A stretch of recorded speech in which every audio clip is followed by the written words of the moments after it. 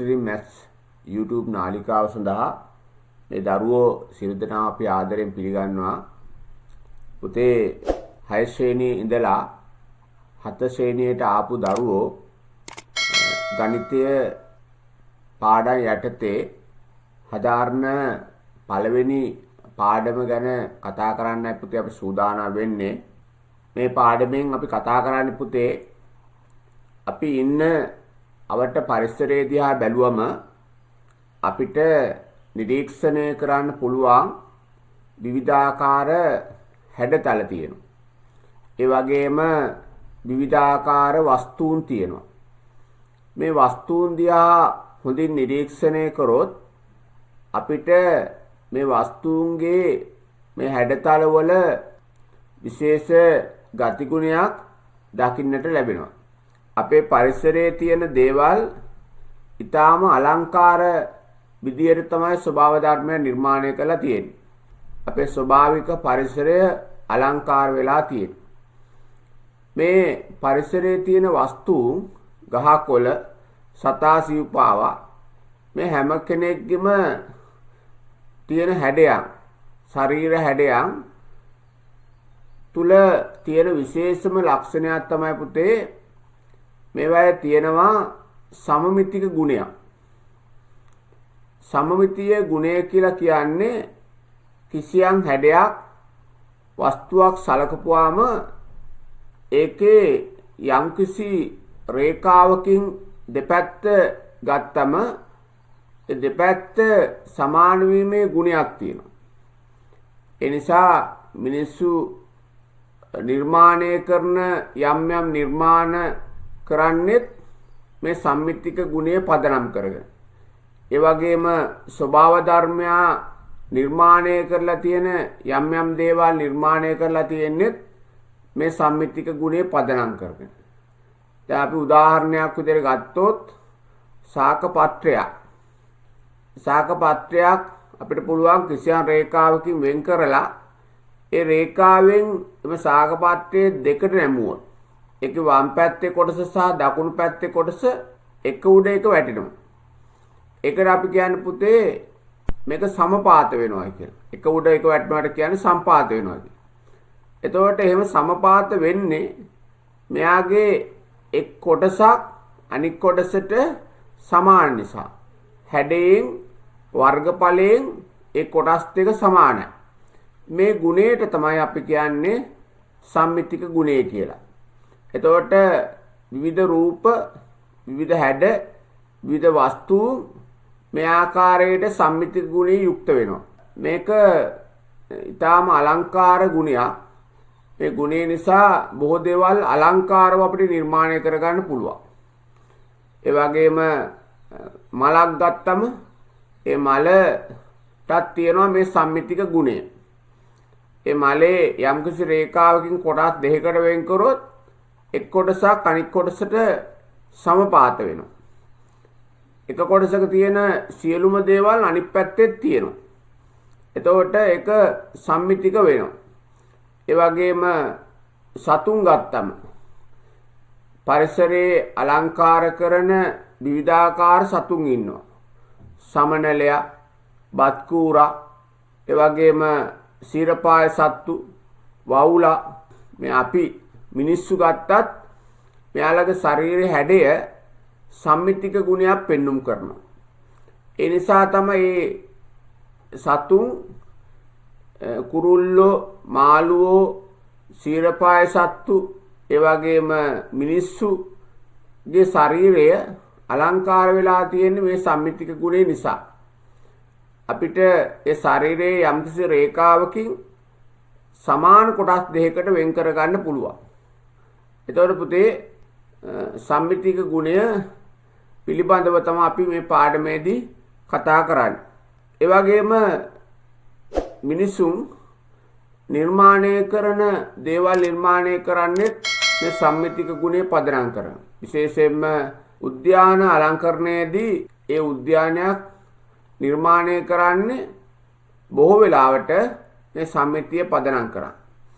එතකොට ඒ උද්‍යානයේ තියෙනවා යම්කිසි රේඛාවකින් අපි දෙපැත්තක් සැලකුවොත් ඒ කොටසක් අනික් කොටසට සමාන වීම ගුණයක් තියෙනවා. ඒ කියන්නේ බැලන්ස් වෙනවා.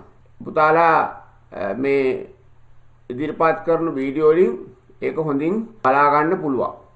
ඒ වගේම ලෝක ප්‍රසිද්ධ නිර්මාණ අපි ගත්තොත් ඉන්දියාවේ තියෙන තාජ් මහල් ශාහජහන් රජතුමා තමන්ගේ ආදරණීය බිසව වෙනුවෙන් ආදරණීය සංකේතයක් ලෙස නිර්මාණය කර තාජ් මහල් ශාහජහන් රජතුමා විසින් ඉදිරි කරවලා තියෙන්නේ මේ සම්මිතික ගුණය පදනම් කරගෙන. ඒ වගේම ලෝක ප්‍රසිද්ධ අයිෆල් කුලුණ. මේ අයිෆල් කුලුණ ගත්තමත් ඒකේ සම්මිතික ගුණය තියෙනවා. නිසා අපි බොහෝ වෙලාවට ඉදි කරන පිළිම නිවාස ගොඩනැගිලි මේවා ඉදි කරන්නේ මේ සම්මිතික ගුණය පදනම් කරගෙන.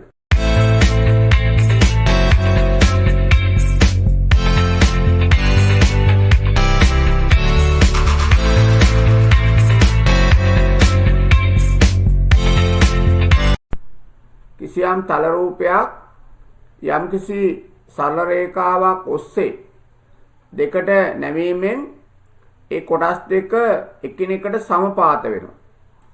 එතකොට අපි ඒ ආකාරයේ රූපයකට කියන්නේ මයි පුතේ දීපාච්චික සම්මිතියක් තියෙන රූපයක් කියලා. දැන් මේ ආකාරයට තමයි අපි ගත්තොත් සමනලය එක රේඛාවක් සලකලා මෙයාගේ එක් කොටසක් අනිත් කොටසට මෙහෙම නැමුවොත් ඒ කොටස් දෙක සමපාත වෙනවා. එතකොට සමනලයට තියෙනවා දීපාච්චික සම්මිතිය. ඒ වගේම තමයි සරුංගලය. සරුංගලය නිර්මාණය කරන්නේ මේ දීපාච්චික සම්මිතියක් තියෙන විදියට. මේ සරුංගලයේ එක් රේඛාවක් අපි සලකනවා. ඒ රේඛාවෙන් දෙපැත්තේ තියෙන කොටස් දෙක දෙකට නැමුවොත් සමපාත වෙන්න ඕනේ. එතකොට මේ කොටස් දෙක එකිනෙකට දෙපැත්ත බැලන්ස් වෙනවා. ඒ නිසා සරුංගලයට තියෙන පුතේ දීපාච්චික සම්මිතිය. සරුංගලයට මේ දීපාච්චික සම්මිතියක් නොතිබුණා නම් මේ සරුංගලය අපිට උඩ යවන්න බෑ. මොකද ඒ සරුංගලය බැලන්ස් වෙලා ඉත අලංකාරවත් ලෙස උඩ යන්න බලපාන ප්‍රධානම සාධකය තමයි මේ දීපාච්චික සම්මිතිය. ඒ වගේම මිනිස් රූපයක් ගත්තොත් මේ මිනිස් රූපයට තියෙනවා දීපාච්චික සම්මිතිය. මේ රූපය යම්කිසි රේඛාවකින් දෙකට වෙන් කරොත් ඒකේ දකුණු පැත්තේ කොටස වම් පැත්තේ කොටසට සමාන වීමේ ගුණයක් තියෙනවා. දකුණු පැත්තේ කණක් තියෙනවා වම් පැත්තේත් කණක් තියෙනවා. එතකොට දකුණු පැත්තේ ඇසක් තියෙනවා වම් පැත්තේ කැහැක් තියෙනවා. රේඛාව යන හරි මැද තමයි කටයි නහයයි තියෙන්නේ. ඍජුකෝණාශ්‍රයක් සලකපුවාම මේ ඍජුකෝණාශ්‍රය අපිට නමන්න පුළුවන්. මේ බලන්න ඍජුකෝණාශ්‍රය අපි දෙකට නැමුවොත් එක කොටසක් අනිත් කොටසත් එක්ක සම්පාත වෙනවා. එතකොට ඒ ආකාරයට ඍජුකෝණාශ්‍රය සම්පාත වෙන විදියට නමන්න පුළුවන් විදි දෙකක් තියෙනවා. ඊගාත පැත්තට නමන්නත් පුළුවන්, පළල පැත්තට නමන්නත් පුළුවන්. හැබැයි ඍජුකෝණාශ්‍රය මේ ආකාරයට විකර්ණීය දිගේ නැමුවොත් මේ කොටස් දෙක සමපාත වෙන්නේ නැහැ. ඒ කියන්නේ ඍජුකෝණාශ්‍රයට තියෙන්නේ සම්මිතික අක්ෂ දෙකයි. එතකොට පුතාලා සමහරට හිතනවා ඇති ඍජුකෝණාශ්‍රය දීපාච්චික නෑ කියලා. එහෙම නෑ පුතේ. සමහර පුතාලා හිතන්නේ දීපාච්චික සම්මිතියක් තියෙන රූප වලට විතරයි සම්මිතික අක්ෂ එකක් තියෙන්නේ කියලා. එහෙම නෑ. සම්මිතික අක්ෂ එකකට වඩා වැඩි ගාණක් තියෙන රූපත් දීපා එක පැති වලින් නමන්න පුළුවන්. එතකොට අපිට කොටස් කොයි පැත්තෙන් නැමුවත් විවිධ පැති වලින් නැමුවත් ඒ කොටස් දෙක සම්පාත වෙනවා නම් ඒක දීපාච්චික සම්මිතියක් තියෙන රූපයක්.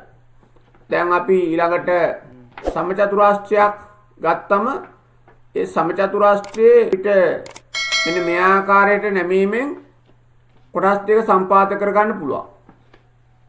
ඒක අනිත් පැත්තට මෙන්න මේ ආකාරයට නැමීමෙන් ඒ කොටස් ටික සම්පාත කරගන්න පුළුවන්. දැන් එතකොට ආකාර දෙකකට අපි ද්විපාක්ෂික සම්මිතිය ගත්තා. ඊළඟට අපි මේ සමචතුරාස්ත්‍රය විකර්ණයේ දිගේ නැමුවොත් එතකොටත් කොටස් දෙක සම්පාත වෙනවා. එතකොටත් පාර්ශ්ව දෙක පැති දෙක සමපාත වෙනවා. එයාට තියෙන්නේ ද්විපාක්ෂික සම්මිතිය. සමචතුරාස්ත්‍රය කියලා කියන්නේ ද්විපාක්ෂික සම්මිතියක් තියෙන රූපයක්. මේ ආකාරයට අපිට ද්විපාක්ෂික සම්මිතියක් තිබෙන විවිධාකාර රූප පරිසරය දකින්න පුළුවන්. ඒ වගේම පුතාලා විශේෂයෙන්ම දැනගන්න ඕන දෙයක් තමයි මේ ද්විපාක්ෂික සම්මිතියක් තියෙන රූප වලට සමමිතික අක්ෂ. එතකොට මේ රේඛාවට අපි කියන්නේ සමමිතික අක්ෂය කියලා. ද්විපාක්ෂික සම්මිතියක් තියෙන රූප වලට සම්මිතික අක්ෂ විශාල ගාණක් වුණත් තියෙන්න පුළුවන්. අවම වශයෙන් අඩුම තරමේ රූපයක් සම්මිතික නම් අවම වශයෙන් සම්මිතික අක්ෂ තියෙන්න පුළුවන් එකයි. ඒ වගේම සමහර රූප තියෙනවා ඒවට සම්මිතික අක්ෂ අපරිමිත ප්‍රමාණයක් තියෙන්නත් පුළුවන්. දැන් වෘත්තය ගත්තම වෘත්තයට සම්මිතික අක්ෂ තියෙනවා අනන්ත ප්‍රමාණයක්. වෘත්තයේ තියෙන සම්මිතික අක්ෂ කොච්චරද කියලා අපිට කියන්න බෑ. ඒක අසීමිතයි. නමුත් වෘත්තය කියන්නේ ද්විපාක්ෂික සම්මිතියක් තියෙන රූපයක්. අපිට දීලා තියෙන පළවෙනි රූපය සමචතුරාස්ත්‍රයක්.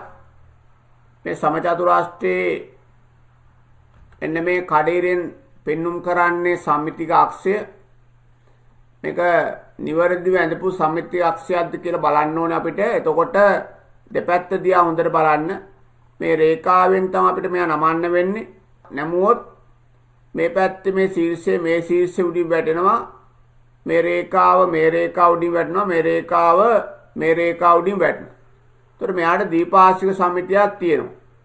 සමචතුරාස්ත්‍රයේ ද්විපාක්ෂික සම්මිතියක් ගන්න පුළුවන් පැති හතරක් තියෙනවා. මෙන්න මෙහෙම පුළුවන්.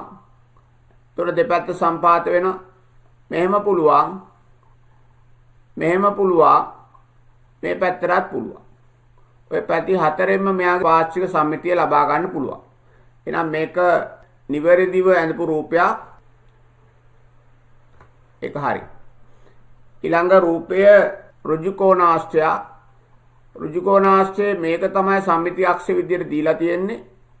ඒක දෙකට නැමුවොත් මම පුතාලට කලින් පෙන්නුවා ඍජුකෝණාශ්‍රය දෙකට නම්පුවම විකර්ණයේ දිග. මේකට විකර්ණය කියලා කියන්නේ මේ ශීර්ෂය උඩින් වැටෙන්නේ නැහැ. ඒ වගේම මේ රේඛාව දිගින් අඩුයි. ඒ රේඛාව උඩින් මේ රේඛාව හරියට වැටෙන්නේ නැහැ. මේක දිග වැඩි. මේක දිග අඩුයි. ඒ වගේම මේ රේඛාව උඩින් මේ රේඛාව වැටෙන්නේ නැහැ. මේක දිග වැඩි. මේක දිග අඩු. නිසා මේක ද්විපාක්ෂික සම්මිතියක් තියෙන රූපයක් නෙමෙයි. ඊළඟට මෙන්න මේ බිත්තරේ හැඩයේ තියෙන රූපය අපි සලකනවා. මේ රූපේ මේක තමයි අක්ෂය. එතකොට මේ පැත්තේ තියෙන කොටස මේ පැත්තේ තියෙන කොටසට සමපාත වෙනවා. දෙකට නැමුවොත් මේ රූපය ද්විපාක්ෂික සම්මිතියක් තියෙන රූපයක්. නිසා අපි එකට යටින් ඉරක් අඳිනවා. ඊළඟ රූපය ගත්තම මේක තමයි සම්මිතික අක්ෂය. බලන්න උඩ පැත්තේ කොටස මේ කොටස ඒ වගේම කොටසක් පල්ලෙහා පැත්තේ තියනවාද කියලා. එහෙම කොටසක් නැහැ. ඒ කියන්නේ මේ රූපය ද්විපාක්ෂික සම්මිතියක් තියෙන රූපයක් නෙමෙයි. දැන් අපි මේ රූපය ඊළඟ රූපය ගත්තත් මේක තමයි අක්ෂය. මේ උඩ පැත්තේ තියෙන කොටස වගේ කොටසක් තමයි පල්ලෙහා පැත්තේ තියෙන්නේ. හැබැයි බලන්න පුතේ මෙන්න මේ ශීර්ෂය මෙතන මේ ශීර්ෂය මෙහෙට ඇවිල්ලා. ඒ වගේ ශීර්ෂයක් තියෙනවා මෙහෙට ඇවිල්ලා. ඒ නිසා මේ උඩ කොටස යට කොටසත් එක්ක සමපාත වෙන්නේ නැහැ. මේකේ විශාලත්වයත් වර්ගඵලයත් අඩුයි. මේකේ වර්ගඵලයත් වැඩි. ද්විපාක්ෂික සම්මිතියක් තියෙනවා නම් කොටස් දෙක වර්ගඵලයෙන් සමාන වෙන්න ඕන. මේකට ද්විපාක්ෂික සම්මිතියක් නැහැ. ඊළඟ රූපය ගත්තොත් මෙන්න මේ රූපය. මේ රූපේ මේ රේඛාව ගත්තම මේ පැත්තේ තියෙන කොටස මේ පැත්තේ තියෙන කොටසට සමානද කියලා බලමු. මේ රේඛාවෙන් දෙකට නැමුවොත් මේ කොටස උඩින් වැටෙනවා. ඒ කියන්නේ මේක සම්පාත වෙනවා. මෙයාට ද්විපාර්ශ්වික සම්මිතියක් තියෙනවා. ඒක හරි. ඊළඟ රූපේ ගත්තොත් ඒක සම්මිතික අක්ෂය විදිහට අපිට දීලා තියෙන්නේ මෙන්න මේ රේඛාව. එතකොට මේ රේඛාවෙන් තමයි අපි නමන්න ඕනේ. මේ කොටසට සම්මිතික වෙනවා. මෙයා ද්විපාර්ශ්වික සම්මිතියක් තියෙන රූපයක්. ඒකත් හරි. පිටින් ඉරක් අඳිනවා. ඊළඟ රූපයේ ඍජු කෝණාශ්‍රයක්. ඒ ඍජු කෝණාශ්‍රයේ සම්මිතික අක්ෂය ඇඳලා තියෙන්නේ මේ පැත්තට. මම පුතාලට කලින් වීඩියෝ එකකින් පෙන්නුවා. එතකොට මෙයා මෙතන ඉඳලා මේ පැත්තට නැමුවොත් මේ කොටස උඩින් මේ කොටස වැටෙනවා. මේ රේඛාව උඩින් මේ රේඛාව වැටෙනවා. මේ රේඛාව උඩින් මේ රේඛාව වැටෙනවා. ඒ කියන්නේ මෙයා සම්පාත වෙනවා. ඍජු කෝණාශ්‍රය මේ පැත්තට ද්විපාර්ශ්වික සම්මිතිය ලබා ගන්න පුළුවන්. ඒ නිසා ඒකත් හරි. අපි යටින් ඉරක් අඳිනවා. ඊළඟ රූපය මේ සමනලය වගේ රූපයක්. පුතාලා දන්නවා සමනලයට අනිවාර්යම ද්විපාර්ශ්වික සම්මිතියක් තියෙනවා. මේකේ හැබැයි සමනලයට ද්විපාර්ශ්වික සම්මිතියක් තිබුණට සමනලය ද්විපාර්ශ්වික වෙන්නේ මෙන්න මේ පැත්තට. හැබැයි මේකේ රේඛාව ඇදලා තියෙන්නේ මෙන්න මේ පැත්තට. මේ පැත්තට ගත්තොත් ද්විපාර්ශ්වික සම්මිතියක් නැහැ. ඒතර සම්මිතිය අක්ෂය මේක විදිහට ගත්තොත් ද්විපාර්ශ්වික සම්මිතියක් නැහැ. සම්මිතිය අක්ෂය මේක විදිහට ගත්තොත් ද්විපාර්ශ්වික සම්මිතියක් තියෙනවා. එතකොට මේක සම්මිතියක් නැති රූපයක් විදිහට තමයි අපි සලකන්නේ. ඊළඟ රූපයේ සමචතුරාස්ත්‍රයක්. මේ සමචතුරාස්ත්‍රයේ මේක තමයි සම්මිතිය අක්ෂය කියලා දීලා තියෙන්නේ. මේක නිවැරදිද කියලා බලමු. නිවැරදි නම් මේ පැත්ත සම්පාත වෙන්න ඕනේ. සමපාත වෙනවා. ඒ කියන්නේ මේ අක්ෂය නිවැරදි. මේකට ද්විපාර්ශ්වික සම්මිතියකුත් තියෙනවා. ඇටින් ඉරක්කන්න.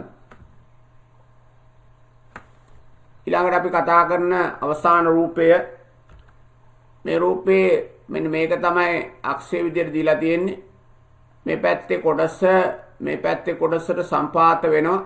දෙකට නැමුවොත් එක උඩ එක වැටෙනවා. මේකත් අපිට පේන්නේ ද්විපාර්ශ්වික සම්මිතියක් තියෙන රූපය. මේ අක්ෂයත් නිවැරදි. ඒ නිසා අපි ඒක යටින් ඉරක් අඳිනවා. මෙන්න මේ ආකාරයට. ඊළඟ ප්‍රශ්නය පහත දැක්වෙන අක්ෂර වලින් ද්විපාර්ශ්වික සම්මිතියක යුක්ත අක්ෂර යටින් ඉරක් අඳින්න. ඒ අකුර අපි බලමු රේඛාවකින් නමලා කොටස් දෙක සම්පාත කරන්න පුළුවන්ද කියලා. දැන් මෙතනින් ගත්තොත් මේ පැත්තට නැමුවත් සම්පාත වෙනවා. ඒ කියන්නේ ඒ අකුර සම්මිතික වන රූපයක්. එයාට ද්විපාර්ශ්වික සම්මිතියක් තියෙනවා. යටින් ඉරක් අඳිමු. හරි. ඊළඟටමයි පුතේ C අකුර මෙහෙම ගත්තොත් මේ පැත්තට ගත්තොත් මෙයා මේ කොටසට සමපාත වෙනවා. එතකොට මේකට ද්විපාර්ශ්වික සම්මිතියක් තියෙන රූපයක්. මේක ද්විපාර්ශ්වික සම්මිතියක් තියෙන රූපයක් ඇටින් ඉරක් ගන්න. D අකුර ගත්තොත් D අකුර මේ පැත්තට රේඛාවක් ඇඳලා සමපාත කරන්න පුළුවන්. මේ සම්මිතිය අක්ෂය මෙන්න මේක. එතකොට මෙයත් ද්විපාර්ශ්වික සම්මිතියක් තියෙන රූපයක්. ඇටින් අපි ඉරක් අඳිනවා.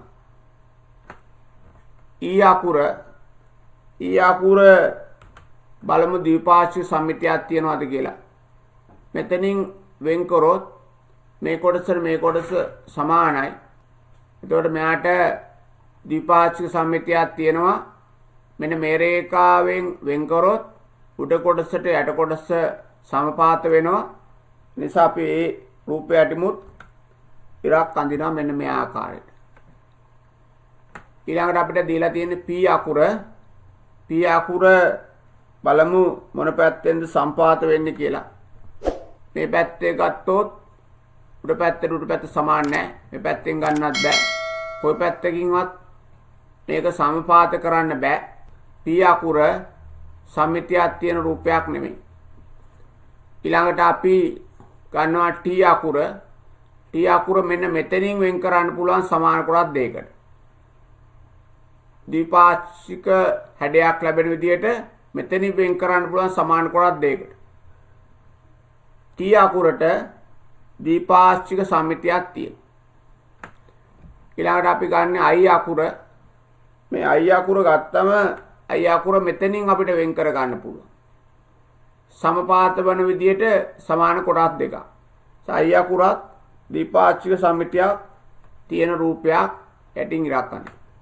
ඊළඟට කියනවා පුතේ පරිසරයේ දක්නට ලැබෙන ද්විපාර්ශ්වික සම්මිතියුක්ත වස්තුන් පහක් ලියන්න. පරිසරයේ තියෙන ද්විපාර්ශ්වික සම්මිතියක් තියෙන වස්තුන් පහ. පුතාලා දන්නවා පරිසරයේ තියෙන ද්විපාර්ශ්වික සම්මිතියක් තියෙන වස්තුන් තමයි ශාක පත්‍රය. ශාක පත්‍රය ඊළඟට මලක්. ඊළඟට ගත්තොත් සමනලය. බත් කූරා. ඊළඟට අපි සූදානම් වෙන්නේ ද්විපාර්ශ්වික සම්මිතික රූපයක් අඳින්න. අපිට සම්මිතික අක්ෂය දීලා තියෙනවා. රූපේ එක කොටසක් දීලා තියෙනවා. අපි අනිත් කොටස ඇඳලා සම්පූර්ණ කරලා මේ රූපය සම්පූර්ණ කරන්න පුළුවන්. මේ රූපයේ සම්මිතික අක්ෂය විදිහට දීලා තියෙන මෙන්න මේ රේඛාව.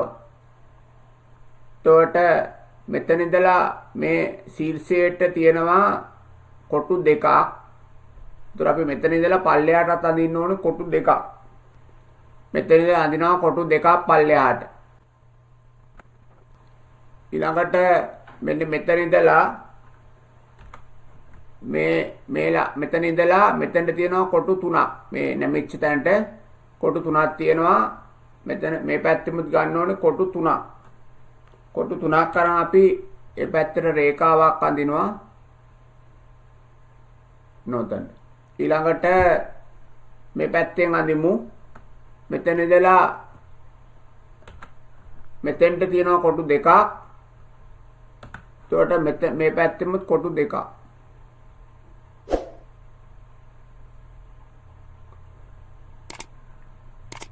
ඊළඟට ඊළඟ රූපය සම්පූර්ණ කර ගන්න පුළුවන් මෙන්න මෙහෙම ඇදලා. දැන් අපි ඊළඟ රූපය අඳින්න බලමු. මෙතන ඉඳලා මෙතන තියෙනවා කොටු එකක්.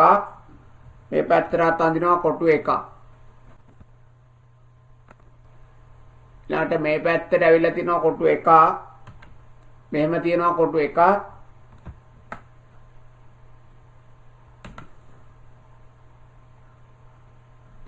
මේට අඳිනවා කොටු එකක්.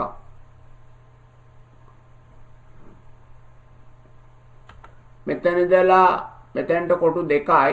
මේ පැත්තෙමුත් කොටු දෙකක් ගන්නවා. කොටු දෙකක් අරන් අපි රූපය අඳිනවා.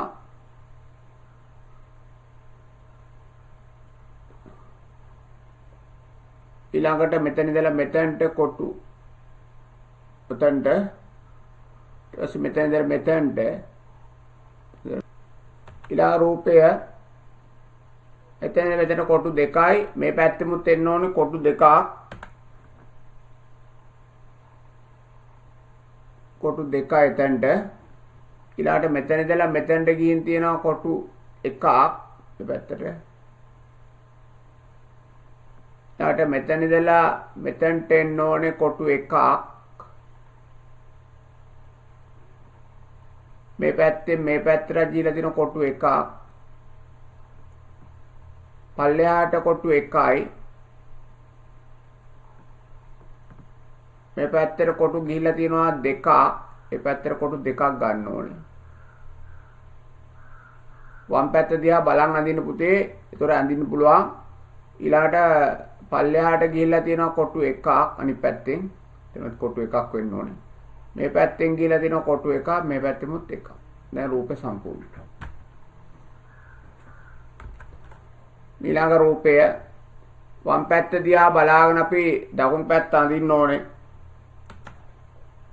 මෙතන ඉඳලා මෙතනට කොටු දෙකයි. මේ පැත්තෙමුත් කොටු දෙකයි. මේ පැත්තෙමුත් කොටු දෙකක් ගන්න. ඊළඟට මෙතන ඉඳලා මෙතන කොටු දෙකයි මේ පැත්තට කොටු දෙකයි. පල්ලෙහාට තියෙනවා කොටු දෙකක් මෙතනමුත් පල්ලෙහාට කොටු දෙකක් අඳින්න. ඊළඟට මෙතෙන් ඉඳලා මේ පැත්තට තියෙනවා මෙතනින් කොටු දෙකක් මේ පැත්තට අඳින්න උන අපි කොටු දෙකක්. ඊළඟට තනින් පල්ලෙහාට තියෙනවා කොටු දෙකක්. දැන් පල්ලෙහා පැත්තට අඳිනවා කොටු දෙකක්.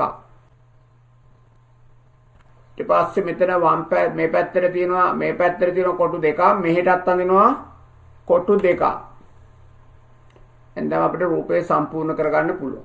දැන් පුතාලට සම්මිති රූපයක් ලැබෙනවා. ඊළඟට පුතේ අපි මෙන්න මේ රූපයේ සම්මිති රූපයක් ලැබෙන විදියට සම්පූර්ණ කරගමු. දැන් බලන්න උඩ පැත්ත මෙහෙට කොටු එකක් තියෙනවා නම් මෙහෙටත් කොටු එකයි. කොටු එකයි. එතකොට මේ ශීර්ෂයට තියෙන කොටු ගාන මේ ශීර්ෂයේ තියෙන කොටු ගානට සමාන වෙනවා. ඊළඟට මෙතන ඉඳලා මේ පැත්තට තියෙන කොටු දෙකක්. ඔය පැත්තට ඇඳ කොටු දෙකක්. මෙතන ඉඳලා මෙතන තියෙන කොටු ගාන මෙතන ඉඳලා මෙතන තියෙන කොටු ගානට සමාන වෙනවා. මෙතන ඉඳලා මේ පැත්තට කොටු අරන් තියෙනවා උඩින් 5ක්. මෙතෙන්ද මේ පැත්තට යන කොටු 5ක්. ඒ කියන්නේ මෙන්න මේ හරියට විතර එන්නේ කොටු 5ක් ලැබෙන විදිහට මේ රේඛාව අඳිනවා. ඔන්න ඔතනට.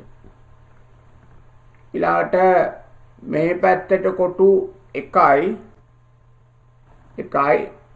මේට තියෙනවා කොටු 1ක්.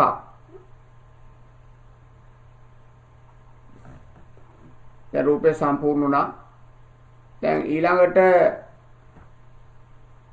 අවසාන රූපය අපි අඳින මේ රූපේ මෙතන ඉඳලා කොටු 1යි පල්ලෙහාටත් අපි අඳිමු කොටු 1ක්. මෙහෙට කොටු 1ක් තියෙනවා මෙන්න මේ පැත්තට කොටු 1යි.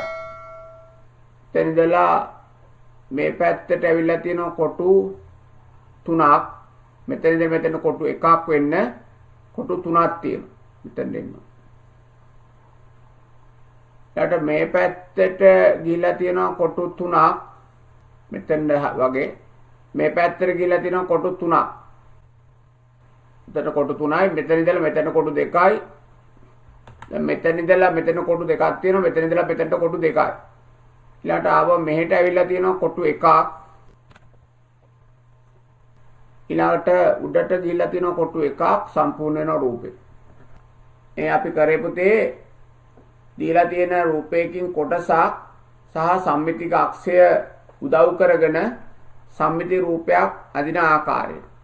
දැන් මේ වීඩියෝ එකෙන් අපි කතා කරා පුතාලට 7 ශ්‍රේණියේ තියෙන පළවෙනි පාඩම සම්මිතික පාඩම පිළිබඳ අපි විස්තරාත්මකව තොරතුරු කතා කරා. ඒ සඳහා අපි චලන රූප වීඩියෝ දර්ශන යොදාගෙන ඊටාම සවිස්තරව මේ පාඩම පැහැදිලි කරා. වසර 33ක් අගනුවර සුවසක් දරුවන්ගේ ගුරු පෞරුෂය අමරනාත් බාලසූරියගේ නිර්මාණශීලී වැඩක්.